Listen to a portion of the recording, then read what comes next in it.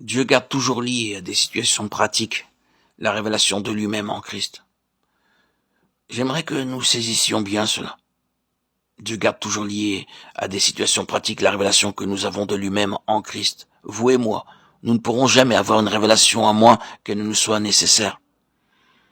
Nous ne pouvons pas la recevoir comme une simple information. Ce serait une information, ce ne serait pas une révélation. Nous ne pouvons pas l'obtenir par l'étude.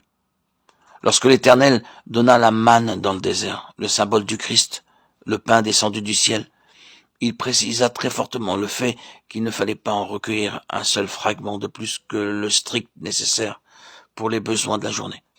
Car si la mesure du besoin immédiat était dépassée, le peuple serait atteint et frappé par la maladie et la mort.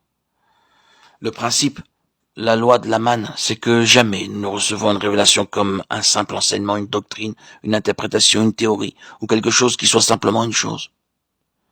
Cela signifie que Dieu nous placera, vous et moi, dans des situations où seule la révélation de Christ pourra nous aider et nous sauver.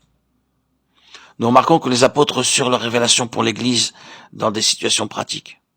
Ils ne se réunirent jamais autour d'une table, dans une sorte de conférence de la table ronde, pour élaborer un programme de doctrine et de pratiques religieuses pour les églises. Ils se mirent à leur travail et se trouvèrent bientôt en présence d'une situation désespérée. Et c'était dans une situation qui les pressait souvent jusqu'au désespoir, qu'ils criaient à Dieu et recevaient la révélation nécessaire. Le Nouveau Testament est la chose la plus pratique qui soit, parce qu'il est issu de situations pressantes. Le Seigneur donnait la lumière nécessaire à une certaine situation. Nous pourrions dire que la révélation de Christ dans des situations critiques est le moyen de maintenir Christ vivant, et le seul moyen par lequel Christ vit réellement pour les siens, dans leur propre expérience. Or, mes bien-aimés, c'est là la raison pour laquelle le Seigneur nous garde dans des situations qui sont dures, réellement dures. Le Seigneur ne veut pas que nous restions dans des lignes théoriques en ce qui concerne la vérité, ni dans des lignes techniques. Oh, évitons la technique comme une chose en soi. Et reconnaissons ceci. Bien que le Nouveau Testament contienne une technique, nous ne pouvons pas simplement en extraire la technique sans l'appliquer.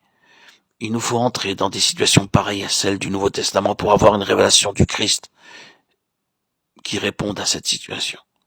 C'est pourquoi la voie du Saint-Esprit à notre égard consistera à nous conduire dans des conditions, des situations et des besoins vivants et actuels dans lesquels seule une connaissance nouvelle du Seigneur Jésus pourra être notre délivrance, notre salut, notre vie, pour nous donner ensuite non pas la révélation d'une vérité, mais une révélation de la personne, et pour que nous en arrivions à voir Christ de la manière qui répondra précisément à notre besoin.